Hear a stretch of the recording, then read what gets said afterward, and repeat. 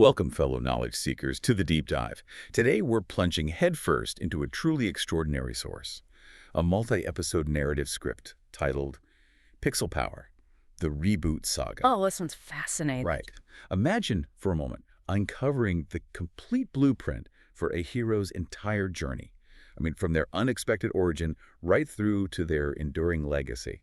It's all laid out for us here across 15 pretty compelling episodes. It really is a complete arc. So our mission today is to meticulously unpack this incredible saga.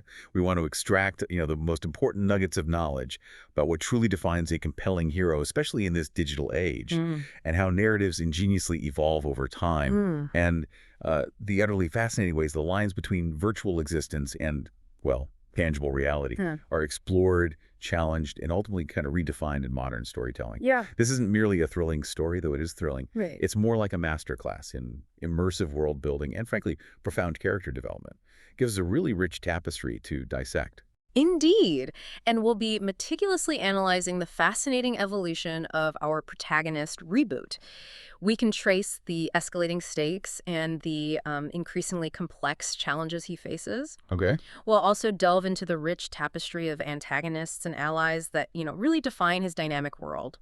A crucial element that emerges here is how the creators masterfully weave together classic gaming tropes. Right. The stuff we recognize. Exactly. Those familiar touchstones from old arcade cabinets right up to modern esports, but they weave that together with a profound exploration of identity, destiny, and legacy.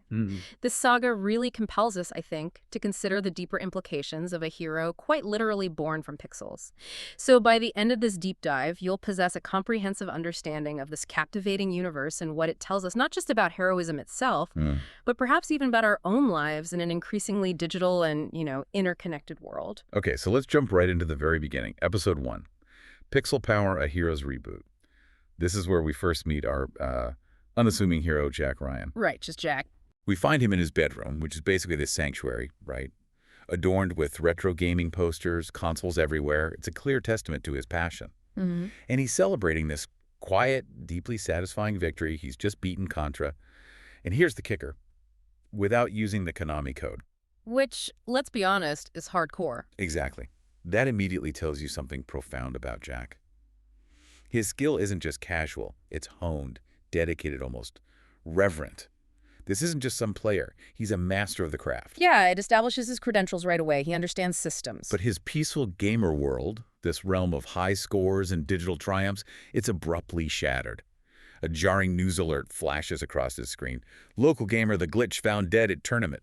Poisoned. Oof, reality check. A huge one. This is our immediate hook, a sudden intrusion of grim reality into Jack's, pixelated paradise. A stark murder mystery right from the get-go. The stakes, it seems, are suddenly very, very real. And this opening scene, it definitely establishes Jack Ryan not just as a gamer, but as someone deeply immersed and skilled within this specific subculture. Like you said, the Contra thing isn't just a quirky detail. Right. It's narrative shorthand for his innate understanding of game systems, his patience, his dedication to digital challenges. This initial portrayal makes his subsequent transformation incredibly impactful because his strengths are already rooted in the very world he's about to defend. That makes sense. And the abrupt murder of the glitch, well, that serves as a potent call to adventure, forcing the personal world of gaming into this direct, violent confrontation with the outside world. It immediately blurs the boundaries that Jack might have once perceived as distinct. Yeah, no more safe space. Exactly. It's a classic hero's journey setup, but uniquely filtered through a contemporary digital lens. Absolutely. It really grounds him. And then the plot thickens significantly. Detective Jameson enters the scene. He's not just a casual observer. He seems, experienced, maybe a bit weary, but deeply focused. The hard-boiled detective type. Kind of. The detective briefs Jack on Glitch's murder, noting no leads yet, which underscores how baffling the crime is. But then, the pivotal moment. Jameson hands Jack a crucial clue. A mysterious, unmarked cartridge. Ah, the artifact. Exactly. And this wasn't just found. Glitch had explicitly entrusted it to the friend before succumbing to the poison. So this isn't just a random item. It's the catalyst, the spark that's going to ignite everything. Gotcha. So Jack, with his gamer's intuition and, analytical mind, takes the cartridge to his makeshift bedroom lab. He's surrounded by all these gadgets, circuit boards, magnifying A lenses. classic tinkerer setup. Totally. He examines this enigmatic object, and his initial curiosity quickly transforms into profound amazement as he realizes this isn't a game. It's a power source. Wow. The revelation is electrifying. And just like that, the true transformation begins. He inserts the cartridge into this special, almost archaic-looking console. Glowing pixels, shimmering with this otherworldly energy, just envelop him, consuming his form. He cries out, a mix of awe and maybe disorientation. Whoa! I feel different. And then with a dramatic reveal, the pixelated aura dissipates, leaving behind not Jack Ryan, but the magnificent figure of Reboot. Nice. Clad in a sleek superhero suit, a cape flowing with digital energy, his hands glowing with raw pixel power. A hero, utterly unlike any other, has just been born. What's particularly insightful here is how pixel power immediately grounds these, potentially abstract philosophical questions about digital existence in a tangible villainous threat. Mr. Arcade's plan isn't just metaphorical. Right, it's literal. It's a literal code-driven attempt to rewrite reality. This saga establishes from the outset that the digital world isn't just a backdrop, it's a volatile active force. It makes its villains not just bad guys, but philosophical provocateurs, challenging the very nature of what's real and what's controlled. Interesting take. And Jack's transformation into Reboot, it doesn't feel random. It feels like destiny forged from his innate connection to this digital realm. His gamer skills, previously just a hobby, are now his intrinsic toolkit for heroism. He isn't just a physical fighter, he's a digital anomaly, perfectly equipped to navigate and manipulate the very fabric of his pixelated powers. Precisely. His fluency in the language of pixels and code becomes his very essence.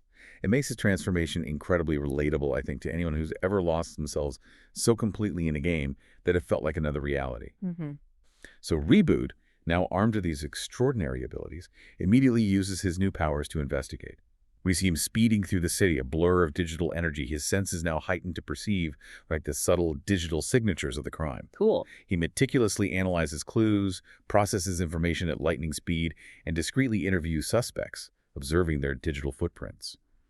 He notices something incredibly specific, a detail that sharply stands out amidst the general panic. Everyone seems taken, except one person, the game tournament host, Mr. Arcade. The first suspect. Exactly. This immediately flags Mr. Arcade as our first clearly delineated antagonist. His composure is just too perfect, too detached. Okay. This digital detective work leads Reboot to a dramatic showdown at an abandoned warehouse classic trope, right? Always the warehouse. But here it's infused with the eerie glow of digital screens and discarded arcade cabinets. It's here that Mr. Arcade, with this manic glint in his eye, finally reveals his true grandiose goal. My game will control reality, and you, Reboot, will be deleted. Yikes. Delete. Yeah. His ambition isn't merely to win a tournament or steal a game. It's to fundamentally rewrite the rules of existence itself, using gaming as his ultimate tool for dominion. That escalated quickly. Totally. Reboot, understanding the terrifying scope of this threat, defiantly declares, "Not if I level up first." And with a surge of his pixel powers, he achieves his initial hard-fought victory. He saves the gaming world from Mr. Arcade's digital tyranny. And Detective Jameson, witnessing this impossible display of heroism, recognizes Reboot's invaluable contribution and officially enlists him, asking him to continue his extraordinary crime fighting as Reboot. The mantle is taken, the journey has begun. It's a remarkably swift and impactful origin story. The very first villain, Mr. Arcade, he articulates a central conflict for the entire saga, the battle for reality itself.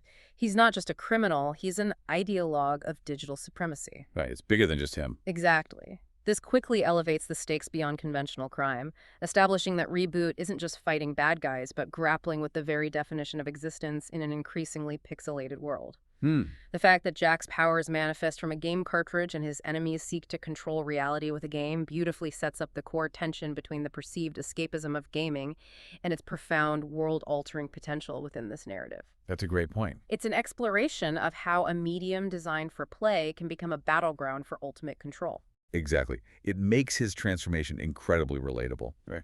But things escalate at an alarming rate, and Reboot quickly learns that his initial victory was merely the tutorial level. Yeah, it figures. We move into Episode 2, the next level. The alarm blares again in Reboot's newly established hideout, a stark reminder that peace is fleeting. He exclaims, with his sense of weary familiarity, another gaming tournament, another murder. Oh, come on again. Right. This immediate repetition signals a pattern, a more sinister, organized threat. Detective Jameson, looking even more stressed than before, reveals the victim this time is a prominent game developer, someone crucial to the digital ecosystem. Okay, higher stakes. And the key clue this time is a suspicious, encrypted email traced back to Dr. Pixel, who is none other than Mr. Arcade's brother. Keeping it in the family. Apparently. It suggests a continuity of villainy, a family legacy of digital ambition, maybe. Or just bad apples. Could be. So Reboot, ever the strategist, infiltrates an underground tournament, cleverly disguised as newbie ninja. Settle. Yeah, the alias itself is a nod to his evolving mastery, playing on those tropes of hidden power.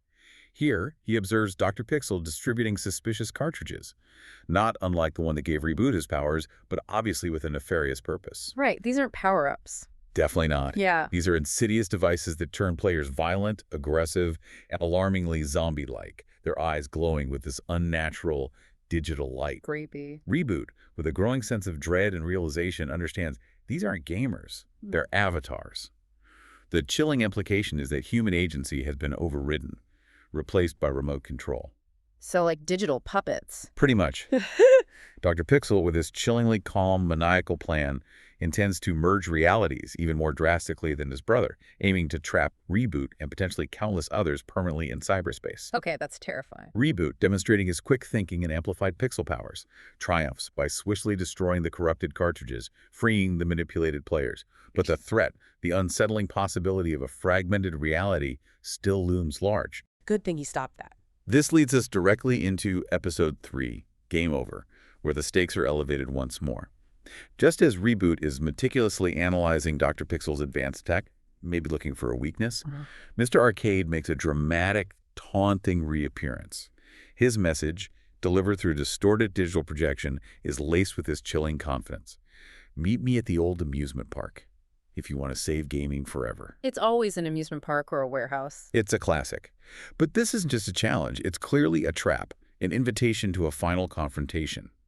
Here, in this darkly reimagined amusement park, a place usually for joy but now just unsettling and abandoned, Reboot faces the combined might of Dr. Pixel's reality-bending tech and, unexpectedly, the potent energy of Glitch's original cartridge, the very source of Reboot's powers, now weaponized against him. Oh, turning his own power source against him. Nasty. Super nasty. Mr. Arcade, reveling in his perceived victory, maniacally declares, "This is checkmate, Reboot. Gaming reality will be mine." Yeah. The final battle is this spectacular clash of digital wills and raw pixel power. Gotta be intense. Totally. Reboot, pushed to his limits, utilizes his full array of abilities, strategically glitching game reality around his opponents, creating unstable, unpredictable pockets of digital distortion.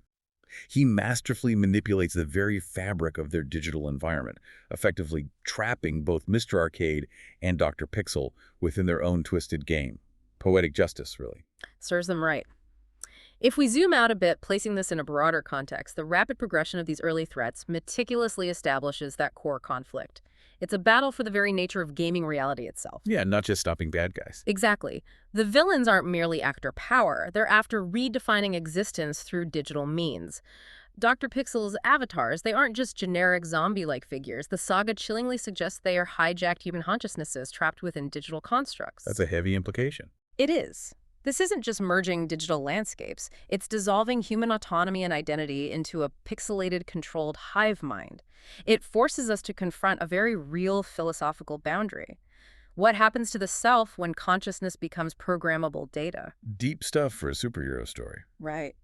The defeat of Mr. Arcade and Dr. Pixel isn't just a physical battle. It's a conceptual victory, safeguarding the very fabric of gaming reality and the sanctity of human will against technological overreach. These early episodes compel us to critically think about the potential darker side of unchecked technological integration, even within a fantastical setting. It shows how easily tech can be twisted. Precisely, for grand, destructive ambitions. Now, this is where it gets really interesting, I think. After battling external threats and saving gaming reality, Reboot's journey takes this profoundly personal turn. It links his very essence, his origin, to the ancient history of gaming itself. Ah, the origin deep dive. Exactly. In Episode 4, The Lost Level, following his momentous victory, Reboot is celebrated as a hero. There's a parade, digital confetti, the whole 9 yards. He earned it. He did. But amidst the cheers and adulation, a strange, shimmering portal unexpectedly appears, pulsating with this ethereal light. Before he can even process it, the portal pulls him into an entirely new dimension. A retro arcade, unlike anything he's ever seen. Whoa, okay, where'd that come from? Right. He's surrounded by ancient cabinets, glowing screens displaying games from before my time. And he notes, with genuine wonder, this isn't possible. It's a place of pure, unadulterated nostalgia, a digital sanctuary from a bygone era. A gaming museum dimension. Cool. Kind of. It's here, in this hallowed hall of gaming history, that he meets the father of gaming. Okay, that's a title. A big one. He's this venerable, almost mythical figure. His eyes gleam with ancient wisdom. His hands look worn from countless hours at the joystick. The father reveals he created this realm specifically to test your worth, a trial by fire for the digital hero. A test from the creator. Classic. Totally. Reboot undergoes a series of arduous retro gaming challenges. A gauntlet designed not just to test his abilities, but his intuitive understanding of game design itself. We see him playing a vibrant, pixelated Pong, but he's not just hitting the ball. He's strategically glitching his paddle, creating impossible angles, curving around barriers. Using his powers within the classics. Nice. Yeah. Then, facing the relentless advance of Space Invaders, he doesn't just shoot. He subtly freezes their movement patterns for crucial milliseconds, creating openings a normal player could only dream of. Each challenge isn't just about winning, but about demonstrating mastery over the fundamental code and logic of these ancestral games. Proving his connection to the source code, essentially. Exactly. It solidifies his innate connection to the very fabric of digital play. And this father of gaming figure, there's an almost mythological aspect to him, isn't there? He transcends being just a character. Definitely feels that way. He serves as this benevolent, almost divine creator figure, not just of games, but implicitly, of Reboot himself, in a way that's akin to a digital deity or an ancient sage. This profound deep dive into origins is absolutely essential for Reboot's self-understanding. Right, he needs to know why him. Precisely. It provides him with a foundational truth about his very being and establishes a deeper, richer lore for the entire saga. It strongly implies that true power emanates not just from what you are capable of doing, but from a profound understanding of who you are and, critically, where you come from. The origin isn't merely backstory, it's foundational. And the trials continue. The father then unveils a lost level of the first ever platformer.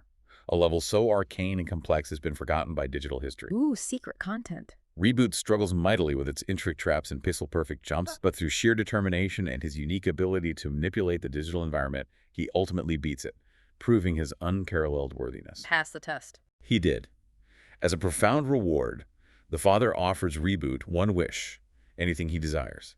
And Reboot's thoughtful, self-aware wish isn't for more power or, riches. Let me guess. Answers. Exactly. He wants to learn about my past, how I got my powers. He seeks self-knowledge above all else. Good choice. Smart hero. The father, impressed by his wisdom, reveals the astounding truth. Reboot's powers originated from the very first arcade game he ever created, infused by a freak lightning bolt, a divine spark of digital genesis, maybe? Wow, like digital Frankenstein. Sort of. And then passed down through Glitch's cartridge. He even shows a mesmerizing flashback, the lightning striking the ancient game cabinet, infusing it with unimaginable power. Okay, that's a proper origin story. Right.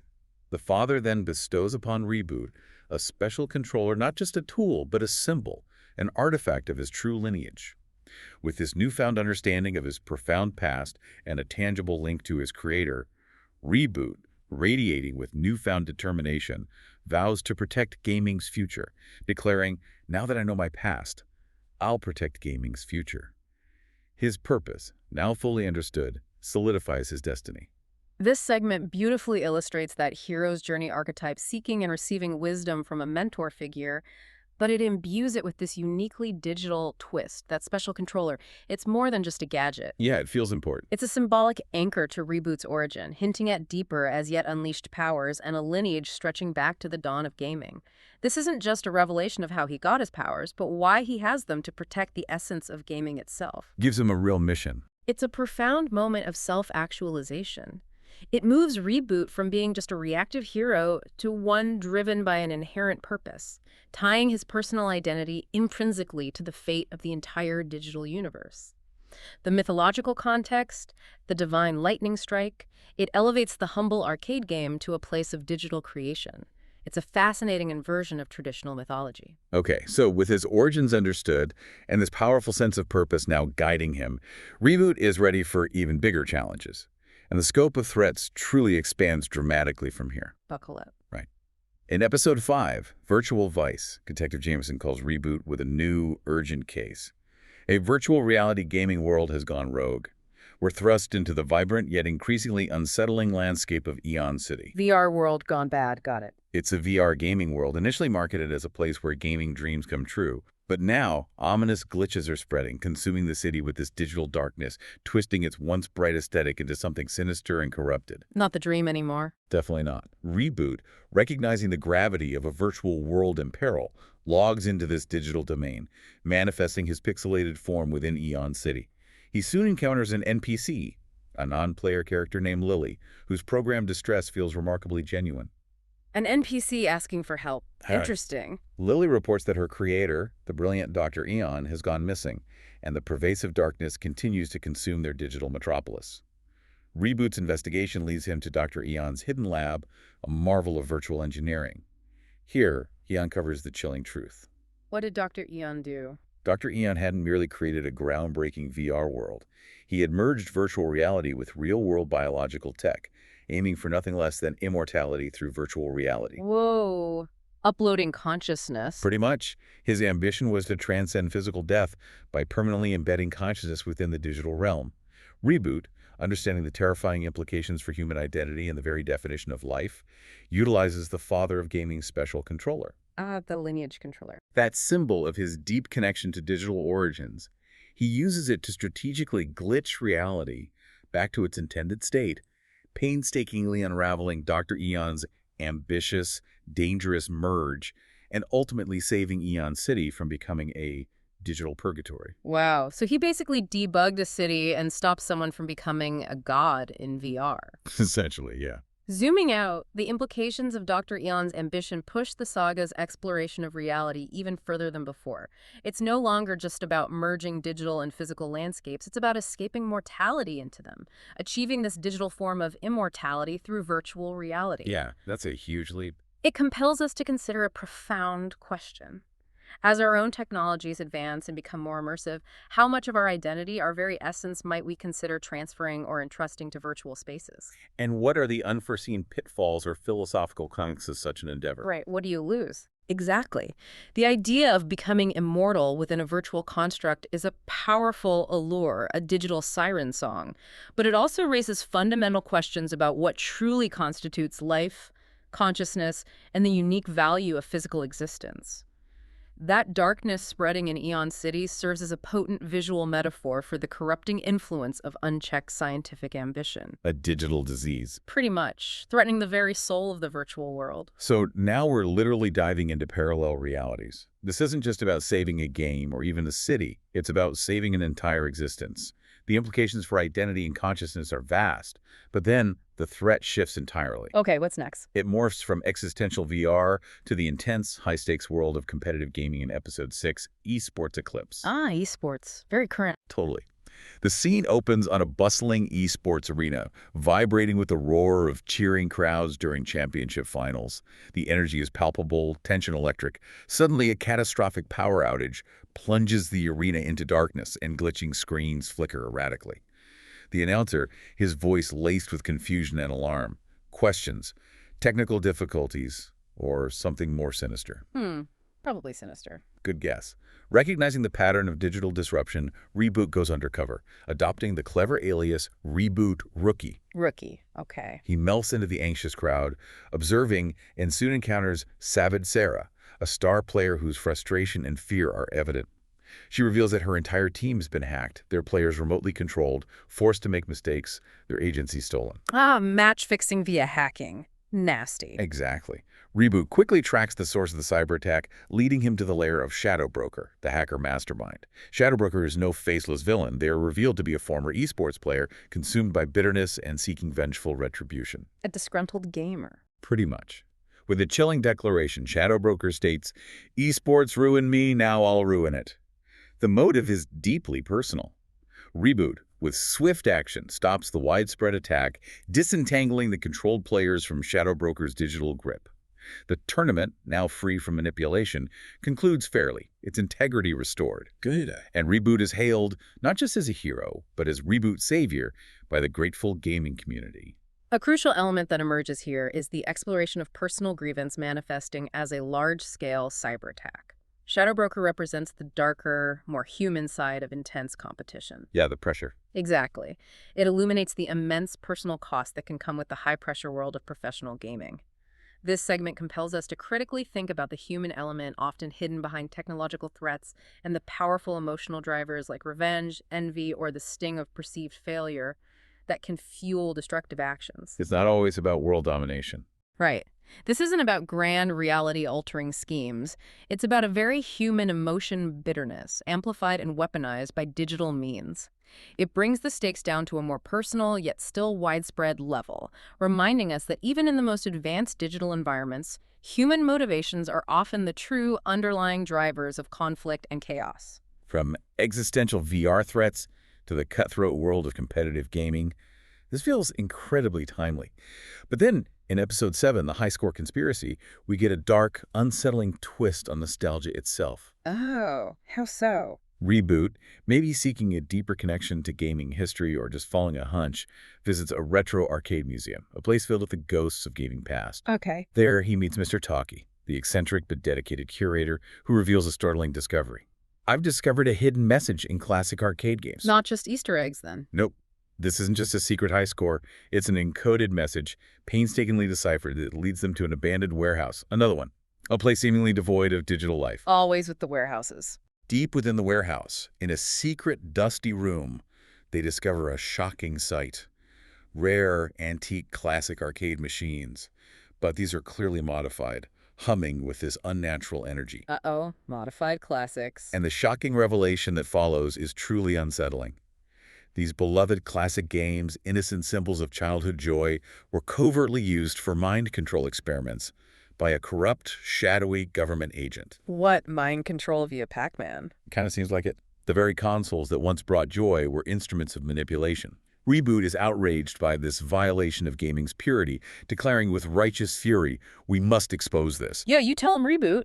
He confronts the agent who desperately tries to protect our program, revealing the insidious depth of the conspiracy.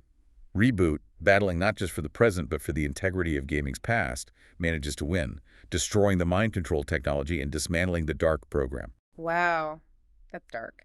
Placing this in a broader context, this episode delves into the profound idea that even seemingly innocuous elements of our past, objects of nostalgia and comfort, can harbor sinister intentions and secret histories. It really twists that nostalgia. It challenges the inherent innocence we often attribute to nostalgia, highlighting how powerful tools, even those designed for entertainment, can be twisted and repurposed for nefarious purposes by those in power.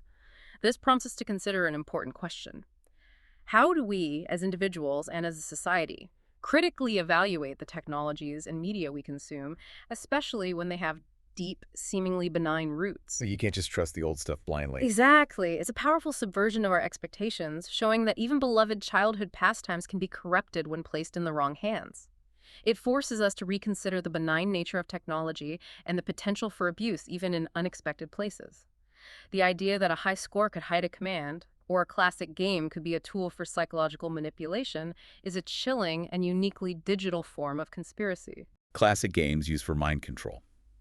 Talk about a conspiracy theory brought chillingly to life. And just when you think you've got the saga's narrative trajectory figured out, Episode 8, The Retro Revival, hits us with an absolute bombshell that completely rewrites previous assumptions. Oh boy, what now? A retro-style phone, like an old rotary dial model, begins to ring ominously in Reboot's hideout. A rotary phone? Okay, that's weirdly specific. Right. The distorted, crackling voice on the other end delivers a cryptic message. "Meet me at the old arcade, come alone." The urgency and secrecy are palpable. The Origin arcade. The very same. Reboot, ever vigilant, arrives at the abandoned arcade from his origin story, a place charged with personal significance. There, he's confronted by Glitchette, a mysterious figure who is revealed to be Glitch's sister. Glitch's sister. Okay, I didn't see that coming. Her demeanor is initially hostile, bitterly blaming Reboot for her brother's supposed death. But then, she makes an unexpected, astonishing offer, a chance to revive Glitch to bring him back from the digital abyss. Wait, revive him? How? Reboot, maybe seeing a chance for redemption or just desperate for answers, agrees to participate in Glitchette's retro gaming tournament. The objective here isn't just victory. Winners earn bits, fragments of Glitch's unique digital code, scattered and fragmented. Collecting code fragments. Yeah. Like a JRPG fetch quest, but for a person. Totally. Reboot, with his unmatched skill, wins the final round, a truly massive, frenetic retro gaming mashup, showcasing his mastery across genres.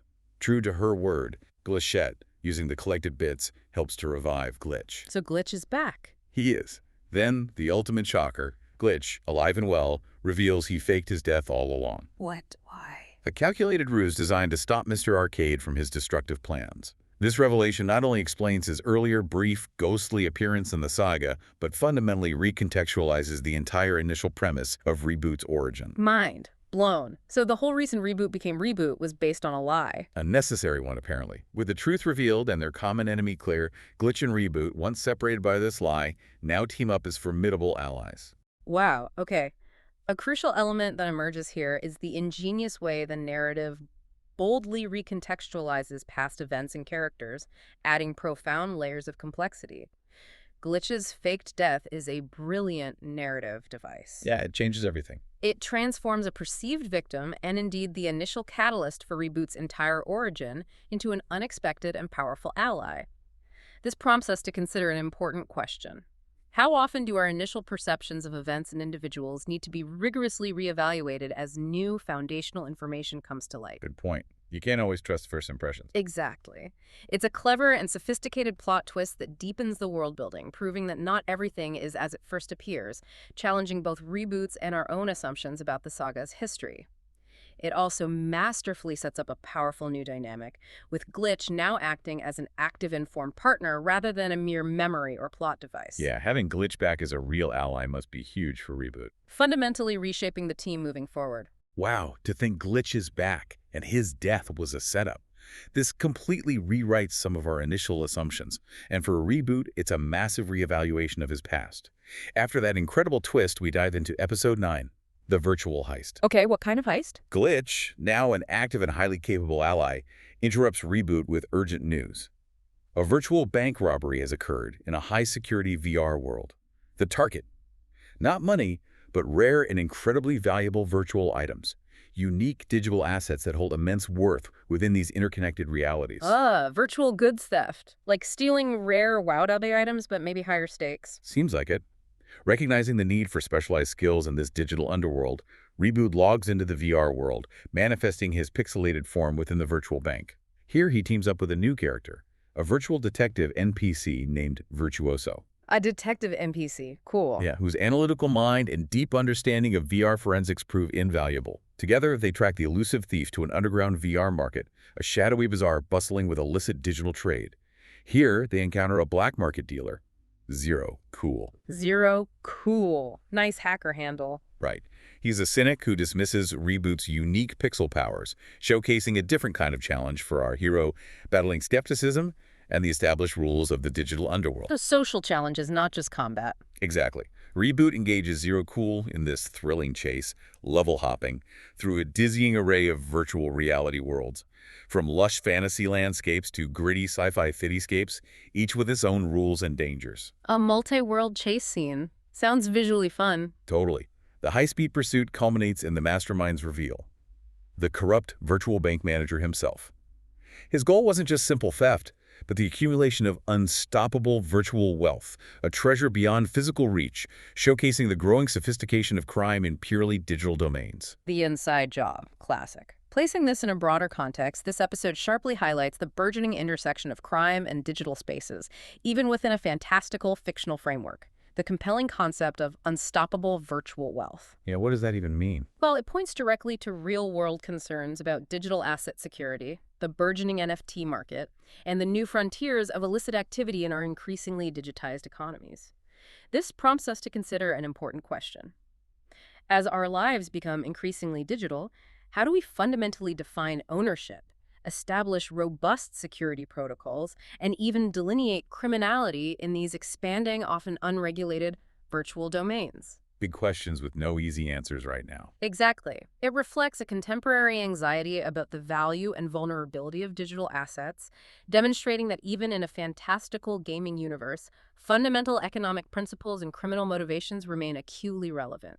They're constantly adapting to and exploiting these new virtual landscapes. And the introduction of Virtuoso and Zero Cool. Right. It fleshes out the complex social fabric of these VR worlds, proving that digital societies, much like physical ones, have their own law enforcement, underworld, and unique characters. A virtual bank heist. This truly shows how sophisticated and incredibly valuable digital assets can become, even fictionally. But then, everything goes cosmic in Episode 10, The Last Pixel. This signals a shift to truly universal stakes. Cosmic sounds bad. It is. Glitch, with his enhanced digital senses, warns Reboot of an unprecedented apocalyptic threat.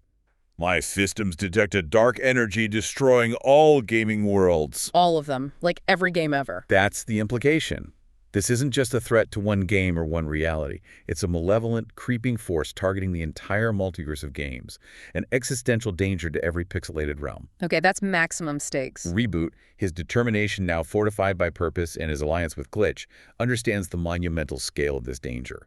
He knows he can't face this alone. Time for a team-up? The ultimate team-up. In an event that redefines the concept of a crossover, Reboot, with Glitch's guidance, embarks on a mission to recruit iconic gaming heroes from across various universes. Wait, who are we talking? We witness the awe-inspiring assembly of legends. Lara Croft, Master Chief, Whoa! and Link. No way they got Link. They did. This isn't just a cameo, it's a full-fledged alliance. They battle the relentless dark energy across their respective worlds, the ancient tombs of Tomb Raider, the war-torn rings of Halo, the magical lands of Zelda, each environment offering unique challenges to their combined skills. That sounds incredible. Reboot, marveling at the sheer power and unity, exclaims, "This is epic."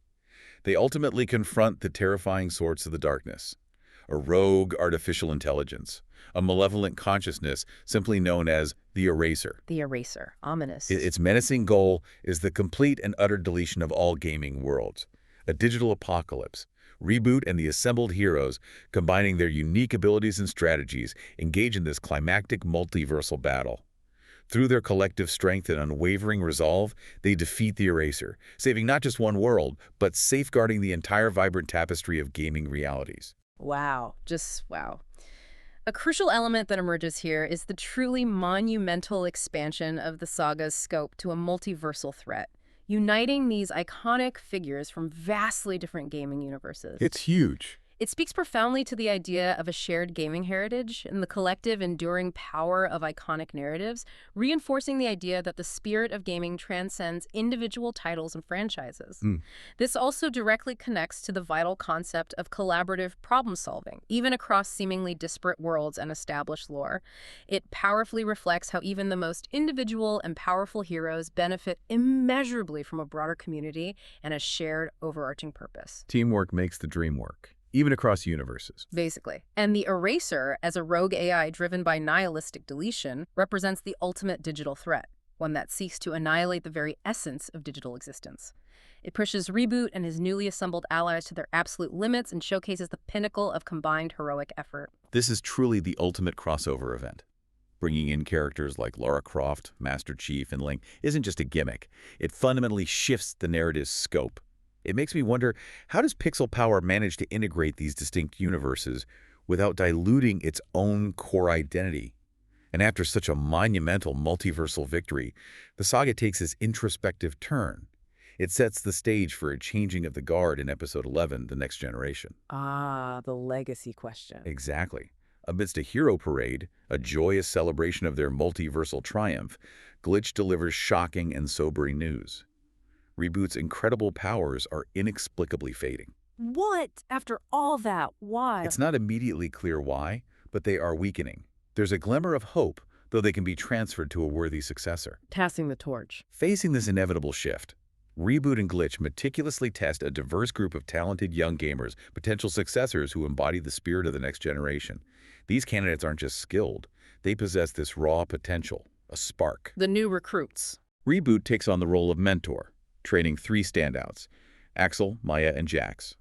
He doesn't just teach them powers. He imparts wisdom, responsibility, the true meaning of heroism, proudly proclaiming, You three are the future. A good mentor. To ensure they are ready, Reboot orchestrates a simulated final exam, a massive, intensely challenging gaming tournament where the young aspirants must face off against cleverly recreated versions of Reboot's past villains. Trial by fire, using his own history. Clever. It's a true test of skill, teamwork, and character.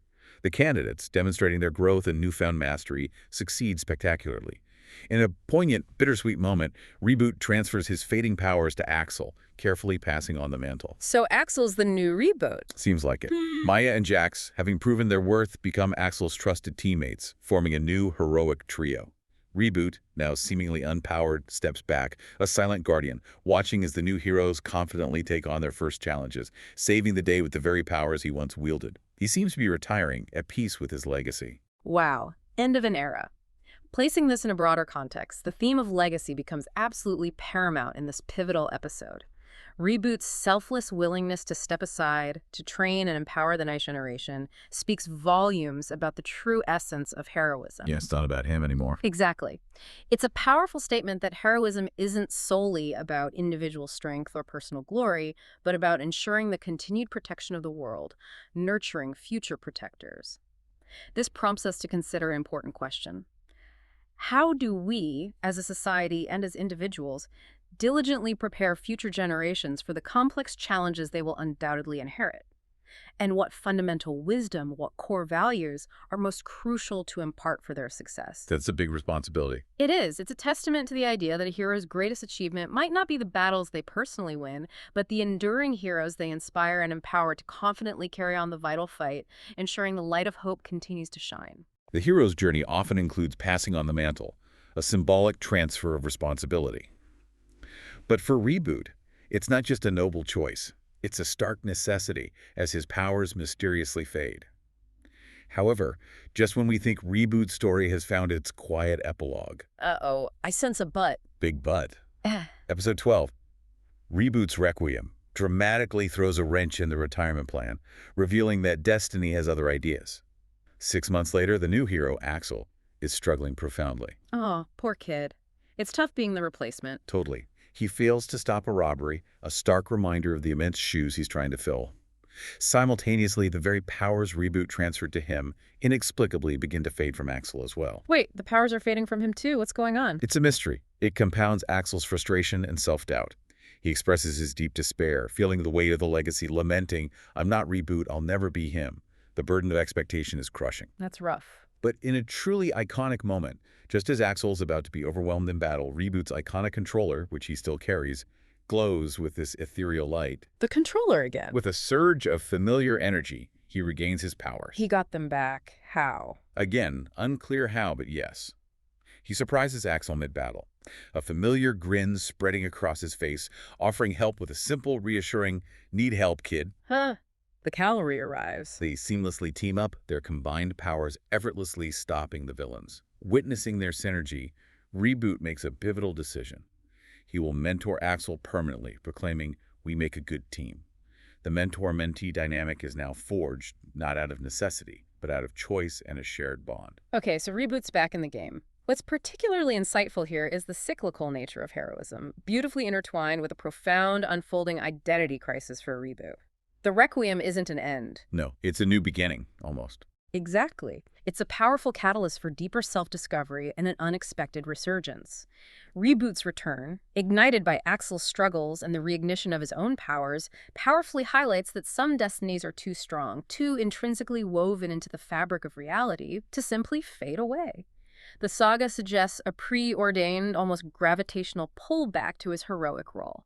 But the biggest twist, the most mind-blowing revelation of the entire saga, is still yet to come. There's more. Oh yeah.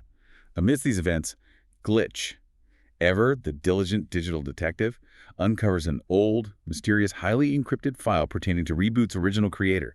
As he deciphers it, the shocking truth unravels. The file isn't just about the creator. It's intricately woven around Reboot himself. The realization hits Glitch like a digital lightning bolt, leading to a stunned, almost incredulous whisper. Reboot, you're not who you think you are. Dun dun D-U-N. What is he? He then reveals the earth-shattering truth. Reboot isn't just someone who received powers from the creator's first game.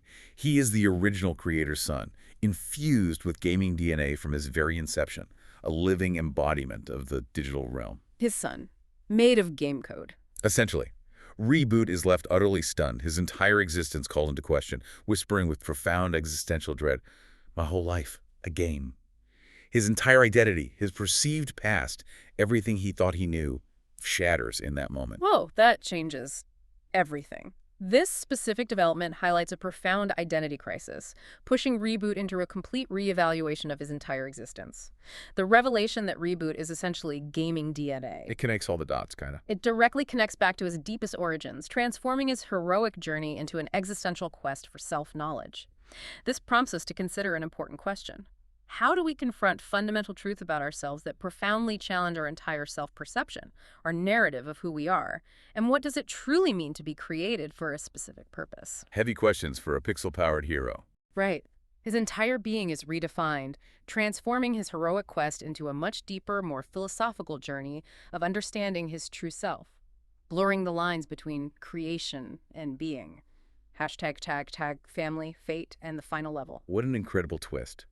Just when we thought Reboot's story was perhaps concluding or transitioning, it takes an utterly mind-blowing turn. The fading powers, the unexpected return, and then this ultimate identity reveal, it's all so dramatic and deeply personal. This leads us directly into Episode 13, The Creator's Son. Got to deal with the fallout now. Exactly. Reboot struggles intensely, almost overwhelmed by his new, profoundly destabilizing identity crisis. He questions everything, grappling with the idea that his very existence might have been a program design. But Axel, now his protege and friend, steps up, offering powerful, grounding reassurance. Reboot, you're still a hero, no matter what. Good kid, Axel, supporting his mentor. It's a reminder that identity is defined not just by origin, but by action and character. Driven by a new need to understand his true lineage, Reboot then discovers a hidden, final message from his father-creator. Another message. What's this one say? It's not just a text file. It's an entire virtual reality world, meticulously crafted. Within it, his father's recorded voice resonates, filled with a mix of pride and a profound sense of purpose, declaring, "Reboot, my son, I made you for gaming greatness." Wow. Direct confirmation from Dad.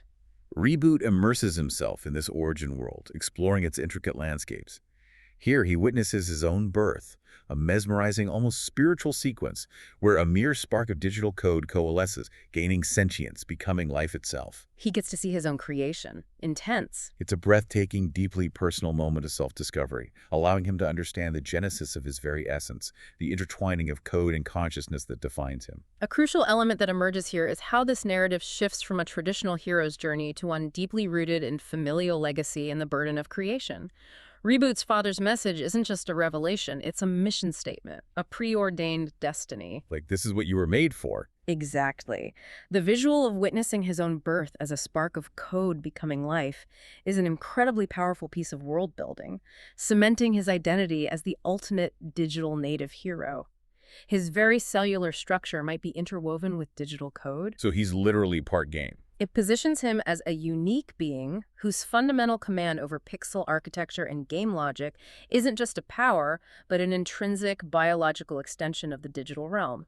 It sets him apart from other heroes and gives him an almost messianic role within the gaming multiverse. But the surprises, especially those of a familial nature, don't stop there. Oh no, what else? As Reboot grapples with this revelation, a mysterious, formidable figure abruptly appears.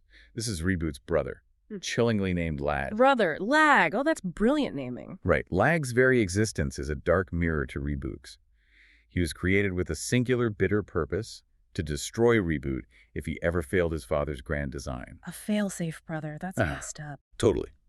Lag, consumed by resentment, bitterly states, "Father said you'd never amount to anything," revealing this deep-seated sibling rivalry born from a creator's impossible expectations and perceived favoritism. Ouch. Cain and Abel, digital edition. A fierce, emotionally charged brotherly battle ensues, spanning across multiple gaming worlds, each environment bending and breaking under their raw digital power. Axel and Glitch, loyal and steadfast, quickly arrive to assist Reboot, joining the fray as Reboot defiantly declares, "I won't let you glitch my future." The personal stakes have never been higher. Placing this in a broader context, the introduction of lag immediately establishes a powerful and deeply personal conflict rooted in family, legacy, and perceived worth. Lag embodies the immense pressure and the crushing weight of expectation placed upon a created being. And the bitterness of being second best or worse. Exactly, as well as the profound bitterness of perceived failure and the agonizing feeling of being forgotten in the shadow of a favored creation. This prompts us to consider an important question. How do our familial relationships, especially those of intense rivalry and unspoken competition, profoundly shape our sense of purpose, our self-worth, and ultimately our destiny? Yeah, family drama shapes us all. The poignant idea of a brother created specifically to be an antagonist adds an incredibly deep, personal, and tragic layer to Reboot's journey. It forces him to confront not just external villains, but the very definition of his own lineage and the complex, often painful, bonds of family. So not only is Reboot the creator's son, but he discovers he has a brother created specifically to be his rival. This adds a whole new, deeply emotional layer of personal drama to the saga, elevating it beyond just saving worlds. But then, in episode 14, Game of Fate, we witness a truly beautiful and pivotal turn. Okay, how do they resolve this? Lag, after their intense confrontation, is given a moment to explain his past. He reveals a history rife with constant failures in his father's eyes, projects that were erased from the creator's records, leaving him feeling utterly forgotten, a mere discard in the grand design. It's a moment of profound vulnerability and bitter resentment. You almost feel bad for Lag, despite everything. You do. And Reboot, instead of continuing the destructive battle, makes a revolutionary choice. He extends an olive branch, offering not more conflict, but a brotherly bond, a chance for genuine connection. He chooses forgiveness, connection. Yes. Lag, surprised and deeply moved by this unexpected act of compassion, accepts, agreeing to glitch our past together, a powerful metaphor for rewriting their shared painful history. Wow, that's surprisingly mature for a superhero conflict. Right. United by this newfound fragile bond, Reboot and Lag then discover their father's final, most poignant message. A powerful, ancient gaming artifact. It comes with a solemn warning to use this wisely, hinting at its immense power and potential for both good and ill. The ultimate MacGuffin. Seems like it. As if on cue, villains, drawn by the artifact's power, or maybe the disruption of the digital balance, attack fiercely to steal it. But this time, Reboot and Lag defend gaming worlds together. A powerful, seamless team, their combined pixel powers amplified by their newfound unity. The brothers united. Reboot, beaming with pride and understanding, declares, "Brotherly love is the strongest power-up." It's a moment of triumph for their bond. With the artifact secured and their alliance forged, Reboot, Lag, Axel, and Glitch form a brand new, formidable team. Their faces filled with determination and smiles. They stand ready for countless new adventures, preparing to level up together. That's a great resolution. A powerful testament to the idea that family can be chosen and destiny can be rewritten. This segment beautifully illustrates Reboot's profound capacity for empathy, understanding, and forgiveness, even towards someone who was literally created to be his adversary and who harbored such intense bitterness towards him. He really grows through this. He does. It masterfully shifts the narrative focus from individual destiny and singular heroism to the immense power of collective strength, collaboration, and the redemptive power of choice. It resoundingly demonstrates that even a seemingly predetermined game of fate can be entirely rewritten and reshaped through the transformative forces of connection, compassion, and deep understanding, rather than through simple destructive conflict. What do you think? It prompts us to consider an important question. What are the true limits of compassion and forgiveness, especially when confronted with deep-seated past grievances and perceived betrayals? It powerfully emphasizes that true heroism isn't just about defeating enemies or winning battles, but about healing divisions, building bridges of understanding, and ultimately creating a stronger, more united foundation for the future. Not just for oneself, but for everyone. Exactly, for an entire universe in this case. This is a truly beautiful turn. Instead of destruction, Reboot chooses connection, embracing his brother and forging a new, unconventional kind of family. It makes you profoundly wonder what truly defines a hero in the end. And finally, we reach the epic culmination of the saga in Episode 15, Tournament of Champions and Reboot's victory. The grand finale. The newly formed united team of Reboot, Lag, Axel, and Glitch receives mysterious, strikingly retro tournament invites from an unknown host for a tournament with no rules, promising an ultimate challenge. Mysterious host, no rules. Yeah. Sounds legit. They arrive at the awe-inspiring Arena of Legends, a sprawling, hyper-realistic digital coliseum where they are starstruck to meet other champions, actual gaming legends like Sonic the Hedgehog, Sonic, Pac-Man, and Donkey Kong, all gathered in one incredible place. Okay, they went full Smash Bros. At the end. That's amazing. Reboot, barely containing his excitement, whispers, "Gaming legends," all in one place. It's the ultimate fan service moment, but it also elevates the stakes to legendary proportions. The team, now a cohesive unit, advances through a series of intense mind-bending battles, each round pushing their combined and individual skills to the absolute limit. Gotta prove they belong with the legends. Their primary objective, beyond winning, is to meticulously uncover the identity of the mysterious, elusive host. Reboot faces a blistering, high-speed showdown against Sonic in the semifinals, a clash of speed and pixel precision. Reboot versus Sonic. I'd watch that. Lag, proving his reformed nature and burgeoning power, battles the iconic Pac-Man in a maze of strategy and reflexes. Meanwhile, Axel and Glitch strategically handle Donkey Kong's formidable minions, showcasing their combined strength and individual talents, operating as a perfectly synchronized unit. Great matchups. Placing this in a broader context, the dev represents yet another intricate facet of ambition and bitterness. It meticulously illustrates how deep-seated, unresolved conflicts from the past, particularly those rooted in professional relationships and betrayals, can fester and ultimately manifest as grand, destructive schemes for revenge. Another ghost from the father's past. Exactly. The ultimate victory, achieved not by Reboot alone, but as a powerfully united team, profoundly reinforces the saga's evolving theme, that true heroism is never solitary. It is fundamentally collaborative, built on unwavering trust, the bonds of family, and a shared overarching purpose that transcends individual glory. The team is the real hero now. It prompts us to consider an important question. What fundamental aspects of our own lives and origin stories might we be able to rigorously reevaluate and thoughtfully reframe, not just to build a stronger individual future, but also to contribute meaningfully to a more cohesive and resilient collective future?